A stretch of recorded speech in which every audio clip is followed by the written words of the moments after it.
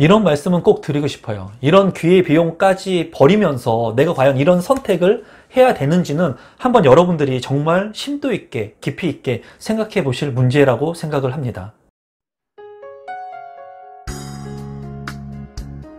임성배 TV 보동과 덴데크 최근에 2030의 패닉바잉 그리고 영끌이라고 하는 단어들을 아마 많이들 들어보셨을 것 같아요. 오늘 이제 아시아경제에서 보니까는 아파트는 그림의 떡, 빌라로 옮겨 붙은 서울 2030의 매수 열기라고 하는 기사가 눈길을 끌었습니다. 제가 이제 신혼부부들 그리고 2030 분들한테는 좀 말씀드리고 싶은 부분이 많습니다. 그리고 우리 구독자분들 중에 이제 50대 이상부터 70대 분들까지도 많이 분포를 하고 계세요. 그래서 자녀분들을 위해 가지고 임성배 TV 채널을 보시는 분들도 굉장히 많습니다. 그래서 제가 이러한 기사를 보면서 누군가한테는 빌라라고 하는 것이 대체제가 될 수가 있습니다. 그리고 제가 항상 말씀드리는 것은 주거라고 하는 것, 주택이라고 하는 것이 반드시 필요하다. 그래서 내 집 마련이라고 하는 한 채가 반드시 필요한데 물론 그게 꼭 아파트일 필요는 없습니다, 여러분. 그래서 많은 분들이 지금 현재 아파트의 가격은 넘사벽이라고 그러죠. 그러다 보니까 빌라까지 이제 옮겨 붙는 현상들이 많이 일어나고 있거든요. 그런데 제가 이런 말씀을 좀 드려보고 싶어요. 저도 신혼 때를 거쳐가지고 저도 전세를 살고 하면서 이제 자산을 읽어내고 부동산의 그런 경험들을 많이 했었는데 중요한 것은 사이클링이 있다는 겁니다. 사이클링. 그러니까 지금은 공포스럽고 그리고 지금은 집이 없어가지고 집을 영원히 못 살 것 같지만 이렇게 상승장의 시장을 맞이하고 있지만은 주택 공급이 과다 공급이 일어나는 시점 그리고 금리라든가 경제라든가 이런 사회 전반적인 시장의 흐름에 따라서 하락기나 조정기가 오는 시점들은 반드시 온다는 거예요. 이것을 제가 20년 동안 부동산을 경험하면서 여러 차례 경험을 해봤습니다. 그리고 2007년도 이제 뉴타운의 시장이 불면서 빌라의 가격들이 굉장히 큰 폭으로 올랐어요. 그때 당시에 정말 말도 안 되는 가격으로 빌라 가격이 올라갔는데 그 뉴타운으로 지정됐던 지역들이 해제가 되고 취소가 되면서 그때 이제 투자를 했던 많은 사람들이 손해를 보기도 했습니다. 그리고 또 시간이 지나서 결과론적으로 핵심적인 입지의 그런 빌라들의 가격들은 상승을 하기도 했어요. 그러니까 제가 이제 말씀드리고 싶은 것은 부동산에서 가장 중요한 것이 심리라는 말씀을 많이 드렸습니다. 심리. 그리고 욕심에 대한 부분들, 이런 부분들을 제가 마인드 재테크에 대한 부분들을 여러분들한테 말씀드리면서 많이 드렸는데 지금 현재의 시장 상황은 어떠냐, 팩트 부분은 어떠냐.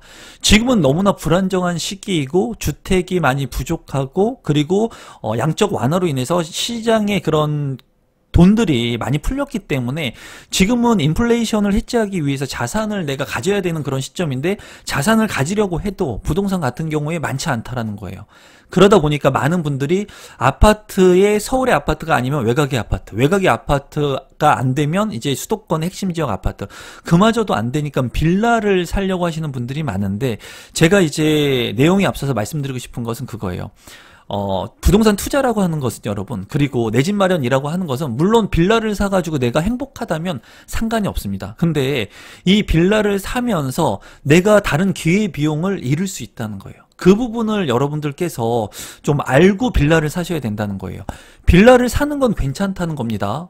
핵심 지역의 역세권의 빌라도 많이 올랐어요, 지금 현재. 그리고 역세권의 빌라, 핵심적인 입지에 대지 지분을 많이 가지고 있는 빌라는 추후에 지속적으로 상승을 할 거예요. 그 이유는 뭐냐면 토지의 가격은 하락하지 않고 지속적으로 상승을 하기 때문에 건물의 가격은 노후화되면은 이제 감가상각이 되겠지만 토지의 가격은 지가 상승은 지속적으로 하기 때문에 핵심 지역에 빌라의 지분을 깔고 있는 그런 빌라들의 가격은 오른다는 거죠. 그럼 사연을 한번 읽어보고 제 생각을 좀 공유해 보도록 하겠습니다. 올 가을에 결혼을 앞둔 30대 직장인 A씨는 아파트에 신혼살림을 시작하려던 단꿈을 버렸다. 아무리 계산기를 두드려도 서울 외곽의 소형 아파트조차 매매가 7억 원이 넘어가는 현실을 극복하기 어려웠다. A씨는 새벽에 출근하는 직업 특성상 경기도에 사는 것은 불가능해 신축 빌라를 알아보는 중이다 라고 말했다라고 기사가 되어 있습니다. 제가 말씀드리고 싶은 것은 신축 빌라 같은 경우에는 조심해야 돼요. 왜냐면은 이제 건축비를 산정함에 있어서 토지비하고 건축비, 그러니까 부동산의 가격을 산정함에 있어서 토지비와 건축비 플러스 이제 가격이 책정이 되겠죠. 그런데 이 신축 빌라 같은 경우에는 건물의 가격이 높다는 거예요. 건물의 가격이 높다는 겁니다. 그렇기 때문에 신축 같은 경우에는 시간이 지나면 감가상각이 된다는 거예요. 건축비의 가격이 떨어지게 되겠죠. 그래서 신축 빌라의 가격은 높습니다. 높고 감정가액이 높게 책정되기 때문에 대출을 많이 해줘요. 그래서 내 돈이 얼마 들이지 않고 신축 빌라를 살 수가 있는데 여기에서 함정이 발생할 수 있다는 거예요. 그리고 신축 빌라 같은 경우에는 부동산 수수료를 받지 않습니다. 그 부동산 수수료를 받지 않는 게 무조건 좋은 게 아니라 이 가격에 수수료가 포함되어 있다는 거예요. 그 얘기든. 근데 여기에 과도한 수수료가 책정되어 있을 수도 있다는 거예요. 저도 공인중개사 일을 해봤고, 그리고 저도 이제 신축 빌라들을 거래를 해봤습니다. 봤는데 핵심적인 입지 아파트에 정확한 이런 수수료를 주고 내가 사는 것은 문제가 없어요.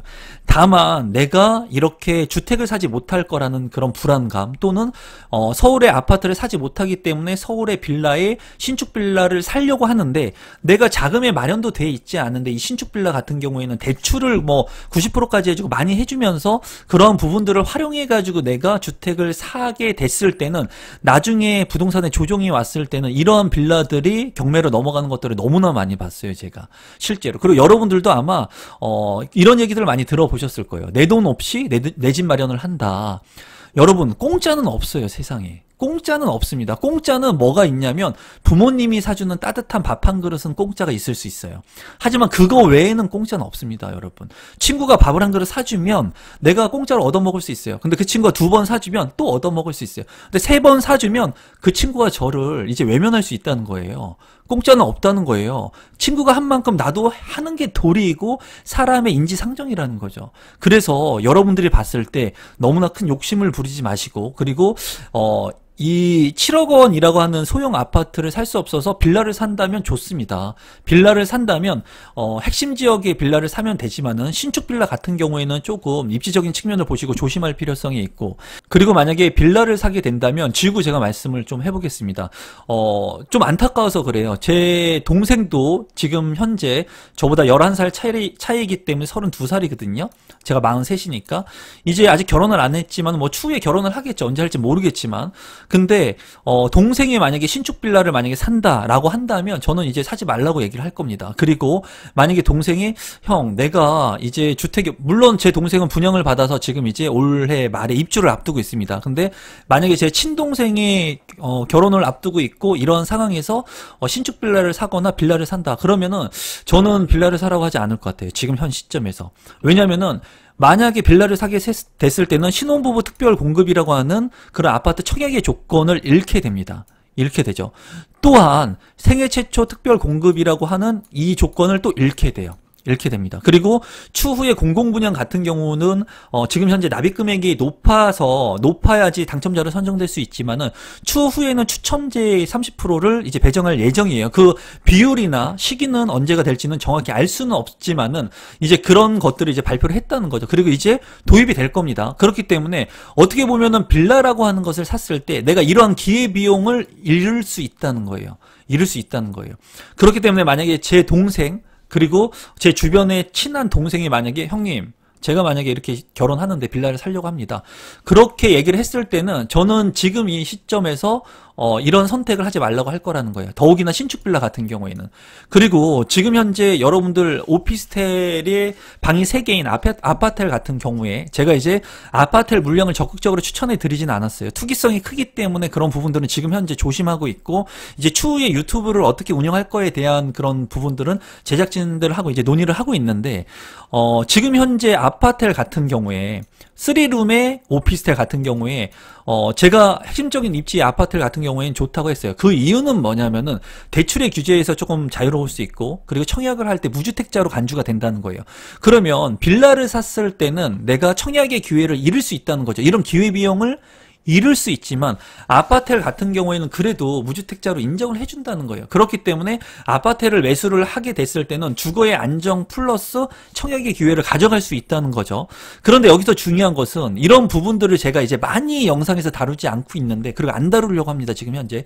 이러다 보니까 최근에 분양을 하는 아파텔 같은 경우에 그러니까 오피스텔에 방이 3개가 있는 주거 형태를 이제 아파텔이라고 하죠. 오피스텔이지만은 아파트의 주거 형태를 갖춘 아파텔 같은 경우에 평당 분양가가 너무나 높게 책정을 한다는 거예요. 건설사에서 이제 분양가 상한제가 적용이 되지 않고 오피스텔이기 때문에, 그리고 아파텔 같은 경우에는 그 아파트를 대체하면서 청약에 대한 장점이 있고 대출에 대한 부분들, 자금 계획 조달서라든가 이런 것들에 장점이 있다 보니까 건설사들이 말도 안 되는 분양가를 책정을 한 그런 아파텔들이 지금 나오고 있는 것 같아요. 제가 보니까.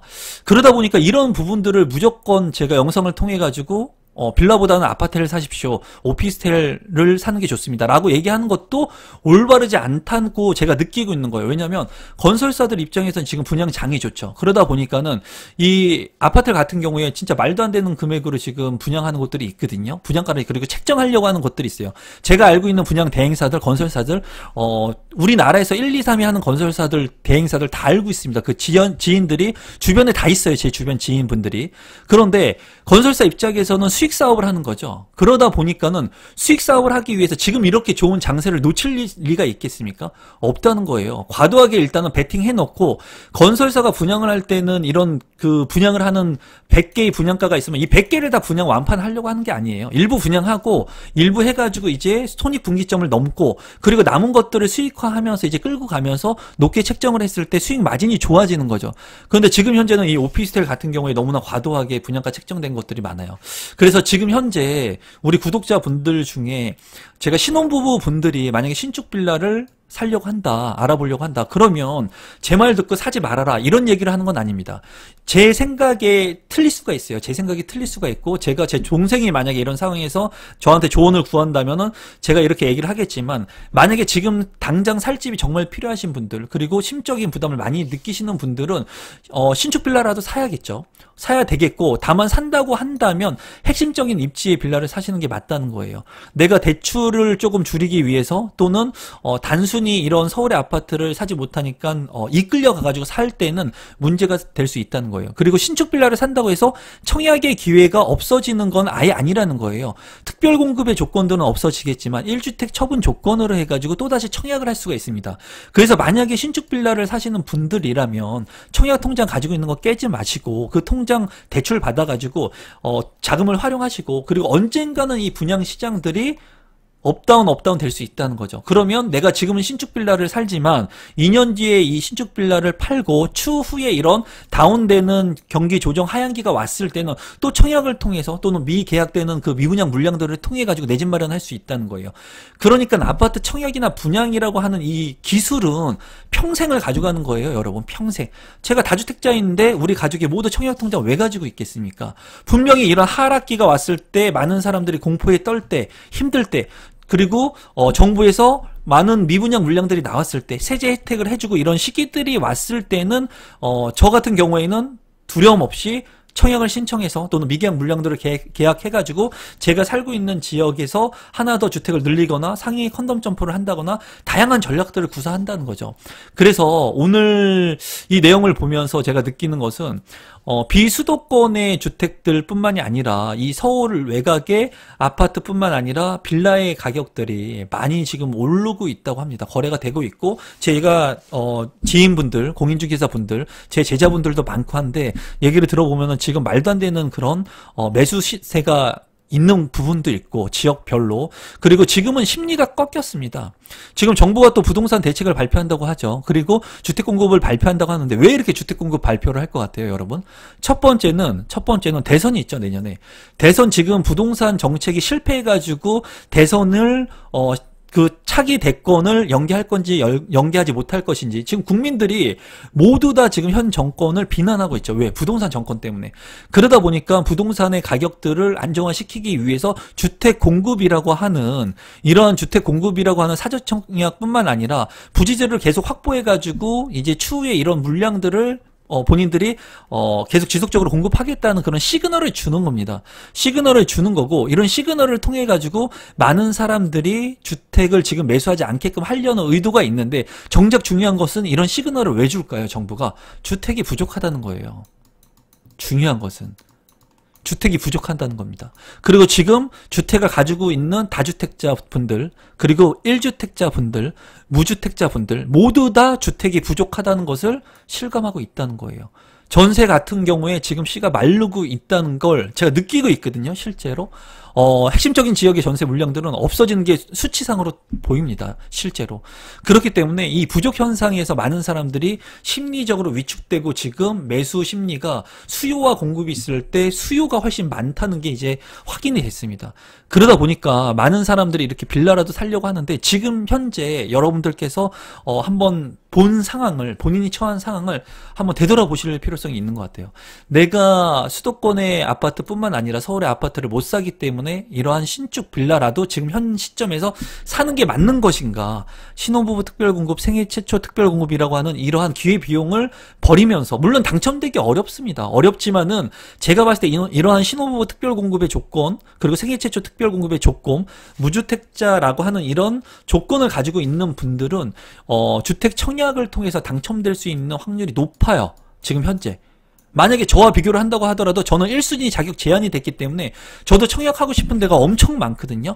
엄청 많아요. 엄청 많은데 1순위 자격 제한에서 아예 배제가 되기 때문에 청약을 하고 싶어도 못하는 거예요. 이런 분들이 일부 걸러지기 때문에 무주택자 분들이나 1주택자한테 기회가 있고, 무주택자 분들 같은 경우에는 청약에서 추첨제 같은 경우에 75%를 먼저 배정하고 있지 않습니까? 그러다 보니까는 당첨 확률이 굉장히 높은 겁니다.